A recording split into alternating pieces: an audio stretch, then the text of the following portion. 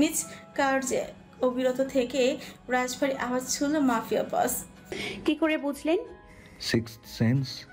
এবারও ভাবলেছেন তার কণ্ঠস্বর নির্লিপ্ত। কদমে এগিয়ে এলো ঈশানী সন্নিকটে দাঁড়িয়ে বলল, মাফিয়াদের সকালে বুঝি এভাবে শুরু হয়? এরিস থমকালো না। একই গতিতে পরপর অজস্র ঘুষি বসাতে লাগলো পাঞ্চিং ব্যাগের গায়ে। ঊর্ধ্বশ্বাসে জানালো, মাফিয়াদের জীবনে সকাল বলে কিছু হয় না, গোটাটাই অমানিসার রাতের মতো ঘুটঘুটে। আপনি দুর্বোধ্য। It's my nature. সবেগে প্রতিউত্তর করলো এরিস, কথা না বাড়িয়ে। নির্বিকারে চারিদিকে চোখ ঘোরায় ঈশানী। জিমের আসবাবগুলো এদিক সেদিক ছড়িয়ে ছিটিয়ে রয়েছে সব। কক্ষের এক পাশে ডিভান রাখা আছে দুটো, সামনে কফি টেবিলের অবস্থান। সেখানে সাদা পাউডার জাতীয় কোনো বিশেষ দ্রব্য ছড়িয়ে আছে সমগ্র টেবিল জুড়ে। ঈশানী তীক্ষ্ণ নজর এড়াতে পারল না সে দ্রব্য। তক্ষুনি গ্রিবাজ ঘুরিয়ে স্পষ্ট স্বরে প্রশ্ন ছিল এরিসের পানে, আপনি ড্রাগ নেন? মাঝে মধ্যে ভেতরটা মাত্রাতিরিক্ত অস্থির হয়ে পড়লে রাইট সেন্সে নিজেকে সামলানো মুশকিল। সোজা সাপটা উত্তর দিল এরিস। পরক্ষণে ঈশানী বলল, তা কাল রাতে কি এমন হয়েছিল যে আপনাকে ড্রাগ নিতে হলো? সেটা তো তুমি আমাকে বলবে। নিজের সৌন্দর্য আমাকে উন্মাদ করে দিয়ে এভাবে সেন্সলেস হয়ে যাওয়ার মানে কি? শুধু শুধু তোমাকে অবাধ্য বলি না আমি। খানিক ভেবে ফ্রুকুচিত করে ফেলে ঈশানী এরিসের অভিযোগে। ঘোর অসম্মতি জানে, লজ্জা মিশ্রিত কঞ্চে বলল, আমার যতদূর মনে পড়ে তখন ভোর হয়ে গিয়েছিল। But I am not satisfied. আমার হয়নি তোমাকে পাওয়া। তোমার এই দুর্বল হার্টের চক্করে ভবিষ্যতে আমাকে যে আরও কি কি স্যাক্রিফাইস করতে হবে কে জানে। দমল না ঈশানী, যেন কথার বহরে জিততেই হবে ওকে। তেমন করে তরতরিয়ে বলে উঠল, সেন্সলেস হয়েছিলাম। কে বলল আপনাকে? আমি তো ঘুমোচ্ছিলাম। পাঞ্চিং ব্যাগ রেখে এবার ট্রেডমিলে দিকে এগিয়ে গেল এরিস। সেন্সারে আঙুল ছাড়ে গতিবিধি ধীর করতে চাইল ঈশানীর পানে। নাকের পাটা ফুলে মেয়েটা এগিয়ে এলো দু কদম। এরিস তার পিয়ার্স করা ফ্রিখানা উঁচে গভীর গলায় প্রশ্ন ছিল এবার, তাই নাকি? তাই তো। একটু ভেবে দেখো তো, তুমি কাল রাতে আদৌ শরীরে কিছু পড়েছিলে নাকি? তাহলে এখন শার্ট কোথেকে এলো? ঈশানী ভাবলো কিয়ৎক্ষণ পরপর এরিস বলল, সকাল থেকে 2 ব্যাগ স্যালাইন শেষ হয়ে গেল, অথচ তোমার ঘুমই ভাঙলো না। কি আশ্চর্য! কি? এরিসের কথায় যেন আকাশ থেকে পড়লে ঈশানী, কণ্ঠে তার অপ্রতিরোধ আশ্চর্যতা। এরিস বলল, খেয়াল করো, বাম হাতে অন টাইম ব্যান্ডেজ লাগানো রয়েছে। এবারে হাতের দিকে লক্ষ্য করলো ঈশানী। সত্যি তো, আড়াআড়ি দুটো ওয়ান টাইম ব্যান্ডেজ লাগানো। হতে পারে স্যালাইন পুশ করার কারণে জ্ঞান ফেরার পর কোনো রূপ ক্লান্তি আসেনি শরীরে। উল্টো মনে হয়েছে এটা ঘুম ছিল, ভীষণ লম্বা ঘুম। তবে এই ঘটনার প্রেক্ষিতে মন খারাপ হয়ে গেল মেয়েটার। পান পাতার মতো ঝলঝলে স্নিগ্ধ চেহারাটা বিছানাতে চুপসে গেল আকস্মাৎ। আহত স্বরে বলল, আমার হার্ট এত দুর্বল কেন এরিস? এতক্ষণেই থমকালো মাফিয়া বস। দেখল স্নিগ্ধ সাকুরের বদনে ঘন কালো মেঘের আশপালন। এই মুহূর্তে ঈশানী মন খারাপ হোক সেটা কোথায় বরদাস্ত করবে না এরিস। যার দরুন ম্যানিপুলেটিভ পন্থায় মুহূর্তে ঘুরে নিল বিষয়বস্তু। ট্রেডমিল থেকে নেমে ওর আপাতমস্তক পর্যবেক্ষণ করলো এক পলক। অনাবৃত মোম নরম পা দুটোতে, আলো বিছলানো দুধে, শরীরে ফিনফিনে পাতলা হাঁটু সম লেডিস শার্ট, যার আবরণ কাচের মতো স্বচ্ছ। এতটাই কোমল তার প্রলেপ, মেয়েটার ত্বকের সঙ্গে মিশে যেতে চাইছে যেন। শার্ট ভিদিয়ে নারী দেহের প্রতিটি স্তরে সন্তর্পণে দৃষ্টি বোলালো এরিস। অতঃপর তর্জনী দ্বারা সাগরের বিউটি বনে আহত স্পর্শ করে হাসকি স্বরে আহরালো, এগুলো প্রিটি লাগছে। তোমার শরীরের পার্পল স্টেইনগুলো জানান দেয় তুমি ঠিক কতটা আমার। সঙ্গে সঙ্গে দুহাত আড়াআড়ি করে ভাঁজ করে নিজেকে ঢাকার বৃথায় চেষ্টা চালালো ঈশানী। আড়ষ্টতার দৃষ্টি নমিত করে শুধল, এই মশারির মতো পাতলা শার্ট কোথায় পেয়েছেন বলুন তো? এটা অস্বস্তিদায়ক। স্মাগলিং এর সাথে এসেছে। কি? ইয়েস, পাশ্চাত্যের রানী প্রথম এলিজাবেথের পোশাক এটি। এর প্রতিটি শুধু মূল্যবান রেশম দিয়ে তৈরি। আন্ডারওয়ার্ল্ডে এর মূল্য ধরা ছোঁয়ার বাইরে। এতক্ষণে চোখ কপালে উঠে গেল ঈশানের। কৌতূহল দমাতে না পেরে অবিশ্বাস্য কণ্ঠে উচ্চারণ করল, কি? আমি রানী এলিজাবেথের পোশাক পরে আছি, কিন্তু এটা এত পাতলা কেন? মনে হচ্ছে কিছুই পরিনি। নিজের শরীরে চোখ বুলিয়ে আনমনে প্রশ্ন ছুলে ঈশানে। কারণ এই ড্রেস সব সময় পরার জন্য নয়, শুধুমাত্র।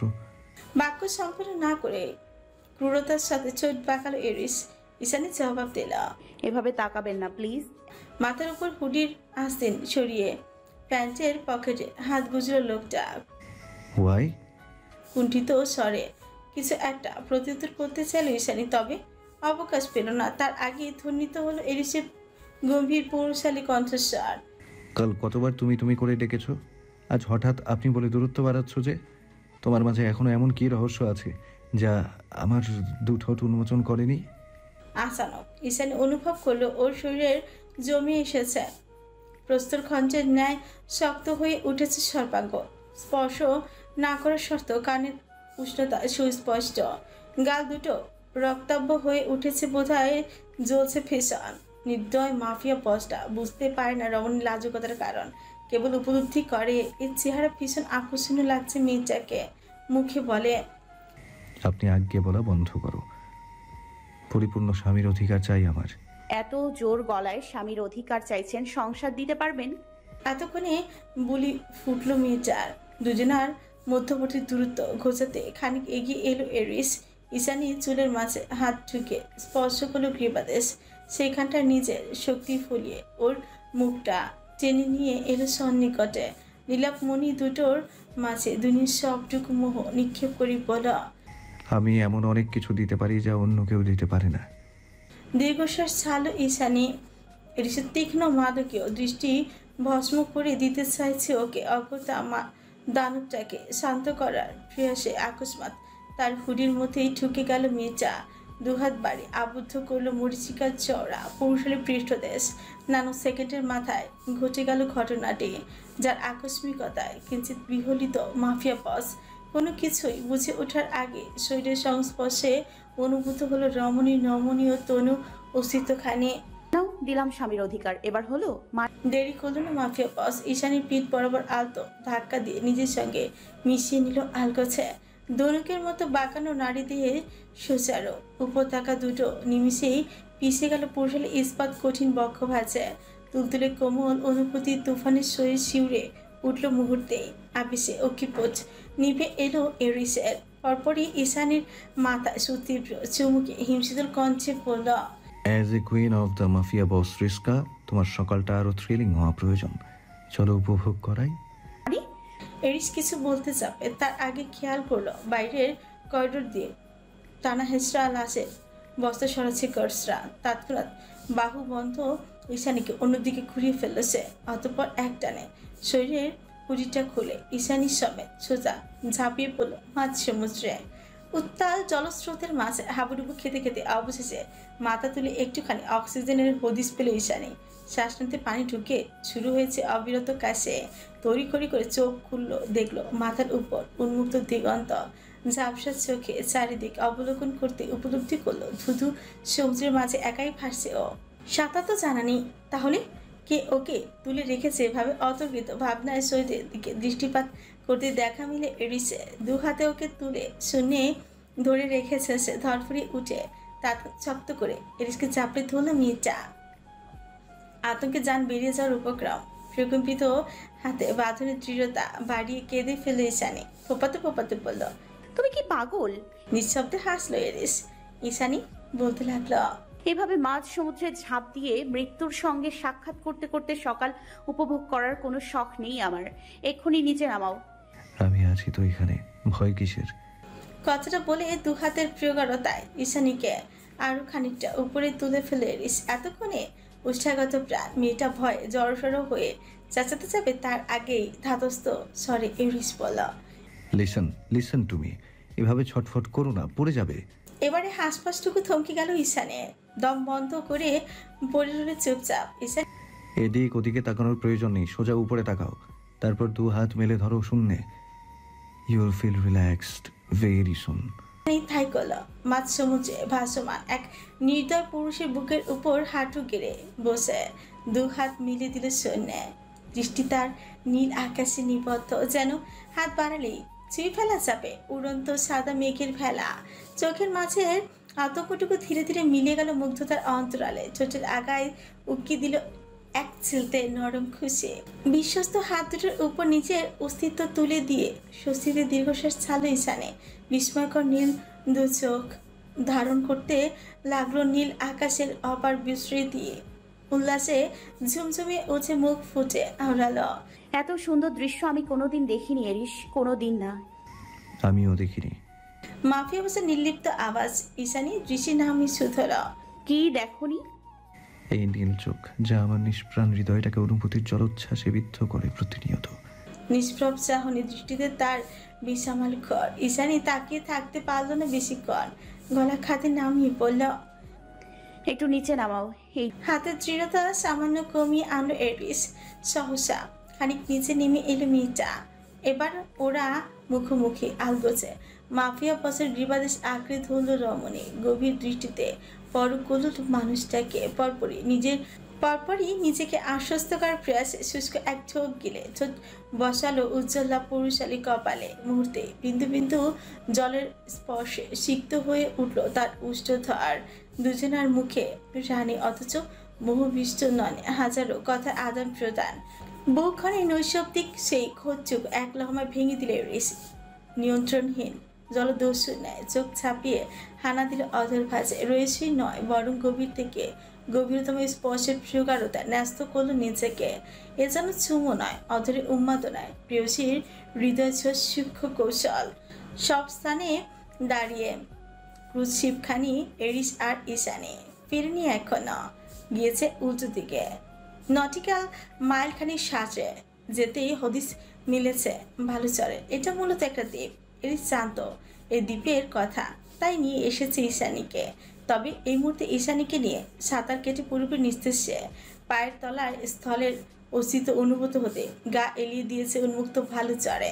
ভীত মেয়েটা এখনো বাহুতে আবদ্ধ তার। ভেজা বালিতে মাখামাখি দুজন। পরিশ্রান্ত হয়ে জোরে জোরে শ্বাস ফেলছে এরিস।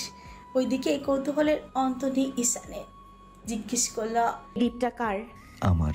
মাফিয়া বসের গম্ভীর কণ্ঠস্বর। ঈশানী ফিরকস গেল, মুখ ফিঙিয়ে বলল, হুমনি দেখলে আর হয়ে গেল তোমার? বউয়ের ছেলে মানসিকতা নির্বিকার এরিস ইউফান। পুলকিত কণ্ঠে ঈশানী বলল, আচ্ছা এই দ্বীপের নাম কি? জানি না। রাগে পুচা এবারও নির্বিকার। ঈশানী ছো চালাও খানিক ভেবে চিনতে বলে উঠল, আমার একটা নাম মাথায় এসেছে। কি নাম? অরণ্য। এই দ্বীপের নাম অরণ্য দ্বীপ। ঠিক আছে। এই দ্বীপে যদি আমার একটা ক্যাফে থাকতো, নাম হতো কর্নিয়া ক্যাফে। কর্নিয়া ক্যাফে, অরণ্য দ্বীপে কর্নিয়া ক্যাফে। সুন্দর না? এরিস হাসুচক মাথা ডরালো, বলল, সুন্দর, কিন্তু এখানে তো কোনো মানুষ নেই। কাজের কথা ভাবতে গিয়ে আকস্মাৎ নিজের আসল সত্তায় ফিরে গেল ঈশানে। নিমিষে চিন্তিত হয়ে উঠল তার পেলক মুখয়ব। সহসা এরিসের পেশিবহুল বাহু থেকে সরে এসে উঠে বসল তড়াক করে। অতঃপর ঘাড় ঘুরিয়ে এরিসের দিকে দৃষ্টিপাত করে বলল, আমি কাজে ফিরতে চাই এরিস। কোন কাজে? বুটিক হাউসের। অসম্ভব। কোনো প্রকার দ্বিধান্বিত না হয়ে মুখের উপর না করে দিল মানুষটা। কণ্ঠ তালু ভেদিয়ে ভয়ার্থ ঠোক গলথকরণ করলো ঈশানে। শিশু সুলভ আর্জি জানিয়ে বলল, প্লিজ না করো না, আমি ফিরে আসবো আবার, কোথাও পালাবো না, সত্যি বলছি। এতক্ষণে ঈশানীর চোখে চোখ রাখলো এরিস। ওকে হাঁচকা টানে বুকের উপর ফেলে দিয়ে নিশ্চিত করলো কঠোর বাক্যধ্বনি। আমার বুকের ওপর থেকে সরে যাওয়ার স্পর থাকিয়ে দিল তোমায়। এরিস প্লিজ। ঈশানীর চোখও অনুনয়, কণ্ঠ তৃপ্ত ম্লান হয়ে এলো মাফিয়া বসের। এই চোখ দুটোর কাছে বরাবরই পরস্ত তার পৈশাচিক সত্তা। বলল, ওটা তোমার জন্য সেফ নয়। তাহলে আমার স্বপ্ন? সেটা না হয় আমার উপর ছেড়ে দাও। খানিক আশ্বস্ত হলো রমণী। সন্তর্পণে মাথা ঠেকালো পুরুষালী প্রশস্ত বুকে। তপ্ত শ্বাস ছেড়ে নরম ঝিনঝিনে আওয়াজে বলল, আমি তোমাকে বিশ্বাস করি। হ্যালো প্রিয় শ্রোতা বন্ধুরা, আপনারা শুনছেন পুতুল ডায়েরি প্রেজেন্টস ভালোবাসার সুন্দর সুন্দর গল্প। আমাদের কাজকে আরো সুন্দর করার জন্য আপনাদের উৎসাহ প্রয়োজন। আপনাদের উৎসাহ আমাদের অনুপ্রেরণা। ধন্যবাদ। পুরো দুনিয়ার অগোচরে সেবেলা ভালো ঝড় কাটিয়ে দিল দুজন। শান্ত প্রকৃতি নিচে নিভৃতে বিনিময়ে হলো অজস্র প্রতিশ্রুতের শেষ বেলায় বেলাভূমির বুকে আঁকিবুকি নিয়ে ব্যস্ত হলো ঈশানী। দুনিয়া ভুলে গেল মাফিয়া বস। পুরোটা সময় জুড়ে বসে বসে দেখলো ওকে। ছন্নছাড়া হৃদয়টা আজ শান্ত, স্থির হিমবাহের ন্যায় শীতল। নীলাম্বরীকে দেখতে দেখতে স্বাগতিকে বিড়বিড়ালো সে। প্রেম আমার ঠিক যেন সেই মুহূর্তে পৃথিবীর কোথাও কোনো এক প্রান্তে বেজে উঠেছিল একরাশ বিমুগ্ধ সুরের মূর্ছনা। আমি যেতে পারি হেসে, পেরোতে পারি অনেক অনেক অতল, তোর কথা ওঠে আমার কপালে চোটে দারুণ খুশির দল, কে তুই বল, কে তুই বল। রাশিয়া নিশীথ নিবিড় ক্লান্ত রজনে তুষার আচ্ছাদিত ঘুমন্ত প্রকৃতি জুড়ে নিশাচরে কলতান। রাত্রির আধার মেঘে নৈশব্দ ঝিমিয়ে আছে প্রকৃতি। কান্ট্রি সাইডের ছোট্ট ভিলাটিও তার সামিল। কাঠের তৈরি চালাকাকৃতি ছোট্ট দুটি ঘর, চারিদিকে বরফের আবরণ, সম্মুখে দুয়ারে ফায়ারপ্লেসটা নেভানো, ভেতর চিমচিমে দুটি ছড়াচ্ছে হাজাকের মৃদু রোশনা। এরূপ ঠান্ডা শীতল আবহাওয়া মনে প্রশান্তি জাগে, স্বস্তির শিহরণে অদৃশ্য এক তৃপ্তি ঠেকুর তুলে ঝিমিয়ে পড়ে অন্তর আত্মা। চোখের পাতায় রাজ্যের ঘুম নামিয়ে পাহারায় অধিষ্ঠিত হয় অর্ধচন্দ্র, তবুও নির্ঘুম তুষার ব্যগ্র তার যান্ত্রিক অক্ষিযুগল। মাঝরাত্রিতে আগত অপ্রত্যাশিত এক ফোন কলের প্রেক্ষিতে মাস্টার মাইন্ড খ্যাত নিখুঁত মস্তিষ্কটাও খেয়ে হারিয়েছে এক নিমেষে। বুকের রক্ত তোলপাড় করা ক্রুদ্ধতায় আচানক গর্জে উঠেছে সে। অপ্রত্যাশিত বলে খানিক ভুলই হবে বইকে, এই ফোন কলের প্রত্যাশাতেই তো এ কদিন রুগ্ন সিংহের ন্যায় ঝিমিয়েছে সে। দুর্ধর্ষ মস্তিষ্ক জুড়ে সাজিয়েছে একের পর এক মারণ কৌশল। গুরুত্বপূর্ণ সেই ফোন আলাপ শেষ হতেই অস্থির হয়ে উঠল যন্ত্রমানব। হিংস্রতার অনলে উবে গেল তার সাবলীর নিষ্পৃহ সত্তা। অন্তরের তাড়নায় হনহনিয়ে ছুটল ফ্লোরার ঘরের পানে। বাইরে দাঁড়িয়ে কড়া নাড়ার প্রয়োজন বোধ করল না তুষার। দরজা ঠেলে আচানক প্রবেশ করল ভেতরে। সমস্ত আলো নেভানো কক্ষের মাথার শিওরে যে বেতের তৈরি ছোট্ট কফি টেবিলটা রয়েছে, সেথায় চিমচিমি হ্যাজাক জ্বলছে কেবল। অস্থির চিত্তে সমগ্র ঘরে চোখ বুলালো তুষার। হ্যাজাকের হলদেটে আলোয় আবিষ্কার করতে চাইল রুশকন্যার তনু অস্তিত্ব খানিয়ে। খানিক বাদে দৃষ্টি স্থির হলো বিছানায়। পেছন ফিরে গুদিসুটি মেরে ঘুমের রাজ্যে তলিয়ে আছে মেয়েটা। পরনে তার হাঁটু সম মখমলের নান্দনিক ফ্রক। ওকে পুচে পলক ছাড়ল তুষার। তপ্ত শ্বাস ছেড়ে ঢাকলো ঘুমন্ত রুশকন্যাকে। ফ্লোরা? নিরুত্তিক ফ্লোরা, কোনো রূপ হেলদোল নেই তার মাঝে। এবার ভারী কি আওয়াজ ছড়ল তুষার। অনুভূতিহীন গলায় বলে উঠল, আই থিঙ্ক তোমার গান ট্রেনিংয়ের সময় হয়ে গেছে এবার। টমেটো বাস্টারটা গা ঢাকা দিয়ে রাশিয়া ফিরেছে। শিকার পায়ে হেঁটে জামের দৌড়ে এসেছে এবার। এবার তোমার প্রতিশোধের পালা ফ্লোরা। আমি জানি তুমি পারবে। এবারও নিঃশব্দ প্রত্যুত্তরে প্রিয়াসে কয়েক সেকেন্ড অপেক্ষা করে কপাল গোছালো তুষার। দু কদম এগিয়ে এসে গলা ছিঁড়ে ডাকলো ফের। ফ্লোরা? তন্দ্রাচ্ছন্ন মেয়েটা একটু নড়ে চড়ে উঠল এবার, যার দরুন হাঁটু সম ফ্রকের আবরণ হুট করে দৃশ্যমান হয়ে উঠল মোম নরম ফর্সা তুলতুলে উরুখানে।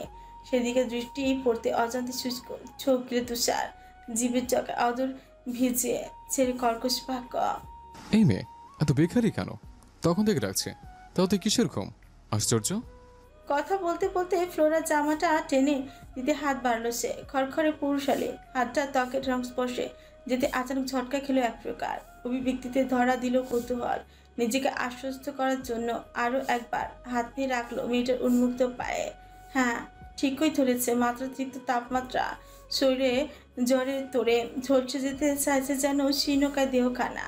এতক্ষণে মুখায়ব শক্ত হলো তুষারে, দাঁতে ত্বক পিষে কঠোর আওয়াজ শুনল সে। তোমার জ্বর এসেছে, আমাকে কেন বলনি? নীরব বিপরীত পক্ষ জবাবের অপেক্ষায় হাত গুটিয়ে বসে থাকলো না তুষার। টেনে টুনে উঠালো বসালো মেয়েটাকে। জয়ের ঠুলু ঠুলু তার দুনয়ন, প্রকম্পিত সর্বাঙ্গ, চেহারায় গোলাপি আভায় টান পড়েছে, বেশ হয়ে উঠেছে ফ্যাকাশে বন্য। মাত্রাতিরিক্ত জ্বরে কাতরাচ্ছে মেয়েটা।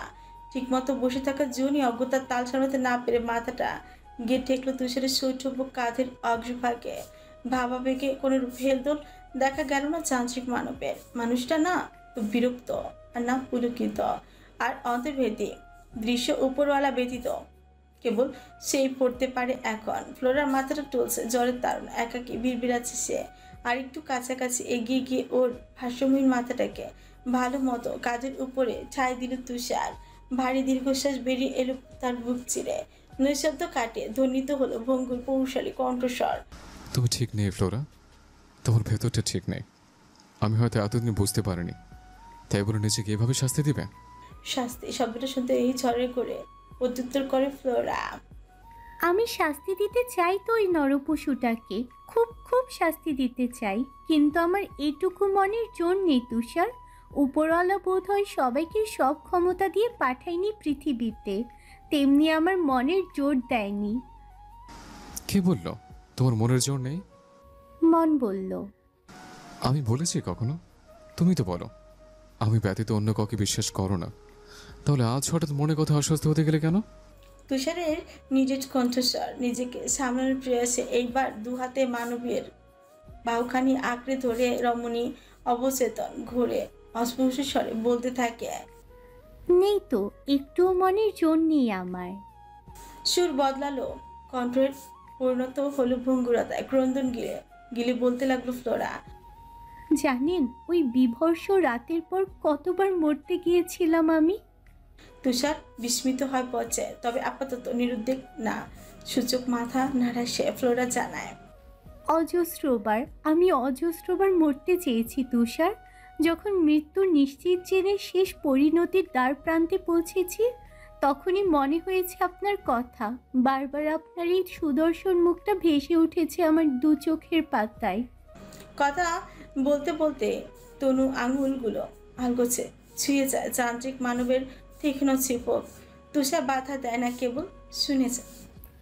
মনে হয়েছে আমি না থাকলে কে এত যত্ন নিবে আপনার, কে খেয়াল রাখবে সব কিছুর। আপনি যে বড্ড খুঁতখুঁতে, রোদে শুকানো জামা কাপড় ছাড়া একদম পরতে পারেন না। আমি না থাকলে ওই হাঁটু সমান বরফ পেরিয়ে কে শুকাতে দিবে আপনার জামা কাপড়? আমি ছাড়া অন্য কেউ তো এতটা ঠান্ডা সহ্য করতে পারে না এখানে। রমণী সরল মস্তিষ্কে বোকা বোকা প্রশ্নের সমাহার, অথচ এই কথাগুলো মোটে বোকামি ঠেকলো না তুষার নিকট, বরঞ্চ এক মুহূর্তের জন্য ভাবনায় পড়ে গেল সে। সত্যিই তো, ফ্লোরা এতটা যত্ন না নিলে কি হতো আমার? ফের রুস্কোনো তন্ত্রচ্ছন্ন বাক্যে ধ্যান ভাঙে তুষারে। জানেন তুষার, আমি তবুও মরে যেতাম এই অপবিত্র শরীরটাকে জীবনের শেষ অধ্যায় পর্যন্ত বয়ে নিয়ে যাওয়ার কোনো ইচ্ছেই নেই আমার। কিন্তু ওই যে বললাম মনের জোর নেই। আপনাকে অত বড় সত্যির মুখোমুখি একা ফেলে রেখে আমি কি করে চলে যাই বলুন তো? সে সাহস যে আমার নেই। এই সত্যিটা কোনোদিন ঘুণাক্ষরেও সামনে এলে আপনাকে সেদিনই জানে মেরে দেবে এরিস। মৃত্যুকে বাজি রেখে এতটা স্বাভাবিক আচরণ কিভাবে করেন আপনি? এরিস একটা ব্লাডি বিস্ট, কোনোদিন সব কিছু জানাজানি হয়ে গেলে সব ধ্বংস করে দেবে ও। আর কোনো সাধ্য তো তোমার নেই। কঞ্চে অনীহা। ফ্লোরা বলে হচ্ছে, আছে, আমি আমার জীবন দিয়ে হলেও বাঁচাবো আপনাকে তুষার। এক চলতে ফিচল হাসি রেখায় চোট প্রসারিত হয় তুষারে। নিভু নিভু হাজাকে নরম আলু বজ্র ব্যথাতুর দেখালো সে হাসি। নিজের খড়খড় পুরুষালী হাত রুশকন্যার হাতে আবদ্ধ করলো সে। দীর্ঘশ্বাস ছেড়ে বলল, তুমি ঠিকই বলেছ, উপরওয়ালা সবাইকে সবকিছু দিয়ে পাঠায় না। এই যেমন তোমার মতো সরল একটা হৃদয় দেয়নি আমাকে, দিয়েছে ধ্বংসের দাবানলে পড়ে ছারকার হয়ে যাওয়া এক বিষাক্ত কুরুষিত অন্তর। এই সরলতা তোমার আশীর্বাদ ফ্লোরা। আমি চাই না তুমি বদলে যাও, নিজের মাঝে ইনোসেন্সিটুকু সারা জীবন ধরে রাখো। অন্তত আমার জন্য হলেও আমি হয় নৃশংস হব, তোমার হয়ে গড়ে তুলব প্রতিরোধ, একা নিয়ে নেব সব অনর্থের প্রতিশোধ। বেঘরে জর্জরিত ফ্লোরা নিজের স্বাভাবিক জ্ঞান থেকে বহু দূরে তার অবস্থান। ইন্দ্রিয়তের অনুভূতি ক্ষীণ, তবুও তুষারের শেষ বাক্য শ্রবণেন্দ্রিয় ভেদ করতে চোখ তুলে চাইল সে। নিজের অবচেতন বিবেক দ্বারা অনুধাবন করতে চেষ্টা করলো কথাগুলোকে। এটাই তো সেই তুষার যে কিনা দুনিয়ার সবটুকু ক্রোধ ফ্লোরার পানে নিক্ষিপ্ত করে বলেছিল, অথচ মাফিয়া পেন্ট হাউস ইনোসেন্সের কোনো স্থান নেই। এখানে থাকতে গেলে নির্দয় হতে হয়, মনুষ্যত্বকে পায়ে মারতে হয়। নিজেকে বদলা ফ্লোরা, ভেঙে ফেলে সব সরলতার খোলস। আজ নিজের দায় এই সামান্য জিনিসটুকু আঁকড়ে ধরে রাখতে চাইছে লোকটা। নিজেকে স্থির করার বৃথা চেষ্টা চালাচ্ছে ফ্লোরা, কিছুতেই পাচ্ছে না সেটি। সামনে টলছে মাথা তার, অস্পষ্ট দৃষ্টি জুড়ে বেসে আছে তুষারের ঝাপসা মুখায়ব। বরাবরের মতো ভাবলেশীন থমথমে তার অভিব্যক্তি। সুদর্শন মুখটার পানে দৃষ্টি স্থির রাখার চেষ্টা চালাতে চালাতে ভেজা গলায় প্রশ্নের ছুরি মির্জা। আমরা কোনো প্রতিশ্রুতিতে আবদ্ধ নই, তাহলে আপনি কেন আমার হয়ে প্রতিশোধ নিতে যাবেন তুষার? তুমি চাইলে আমি তাতেও রাজি। মূর্তিমান তুষার যটা বোধহয় হুহু করে বাড়ছে এবার, যার দরুন অকারণে খিলখিলি হাসে ফ্লোরা। খানিক যেতে আবারও মুখ কালো করে ফেলে অতর্কিতে। ইন্দ্রিয়ের শেষ চেতনাটুকু ধরে রেখে স্বাগতিকে আওড়ায়। সময় বদলে গিয়েছে তুষার, আমি আর আগের মতো নেই। এই যে সুন্দর শরীরটা দেখছেন, বাঁকানো কোমর, ধনুকের মতো তীক্ষ্ণ নারী দেহ, ঢেউ খেলানো দুটো কামুক কবুতরি চূড়ো, সব কিছু কলুষিত। পুরো শরীর জুড়ে বৃষ্টি স্পর্শের ছড়াছড়ি, পা থেকে মাথা অবধি পুরোটা অপবিত্র। কোন সাহসে তবে আমি আপনাকে ভালোবাসবো বলুন তো? মেয়েটার কথা শেষ হতেই বিদ্রুপাত হাসল তুষার, যেন ফ্লোরার দুঃখের কাহিনী শুনে বেশ মজা পেয়েছে সে। কেমন করে বলল, কার সামনে তুমি নিজেকে অপবিত্র দাবি করছো ফ্লোরা? এই আমার সামনে? একটা দুর্ধর্ষ গ্যাংস্টারের সামনে? তুমি কি আদৌ জানো আমার এই দুটো হাতে কত শত নির্দোষের রক্ত লেগে আছে?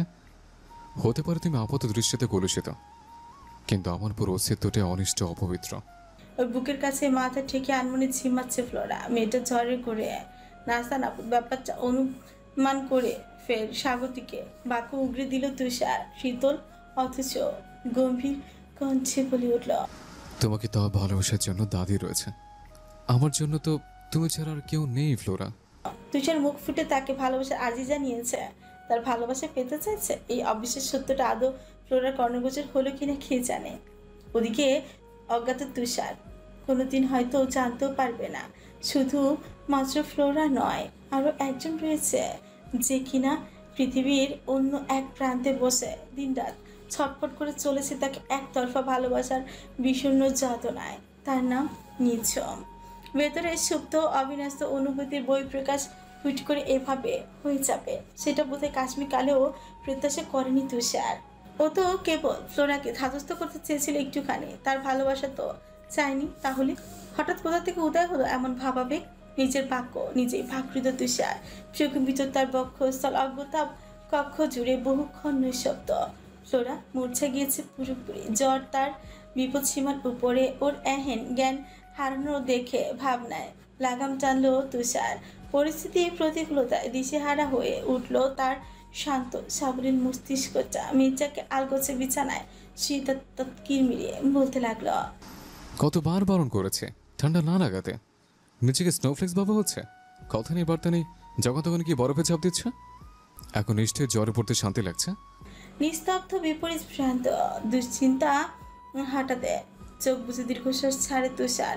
মনে মনে ভাবতে থাকে কি করা যায় এখন।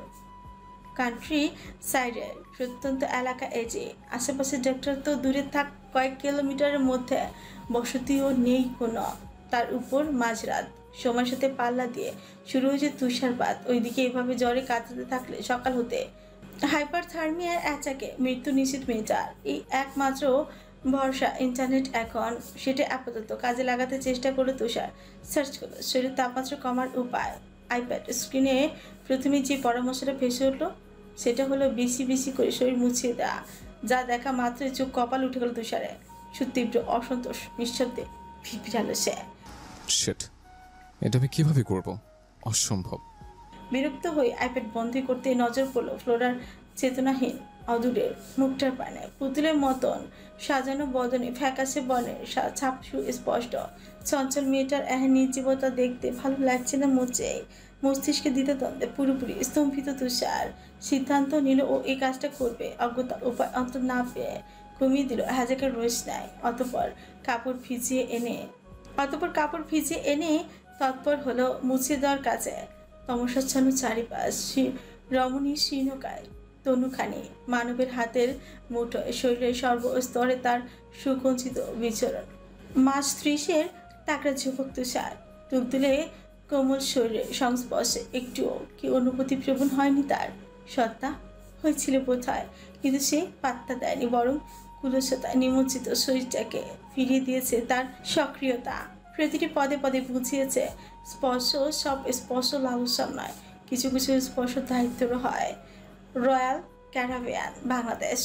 মাফিয়া বসের বিলাসবহুল সুবিশাল কামরা, নান্দনিক এক ফুল লেন্স মিররের ব্যবস্থা করা হয়েছে।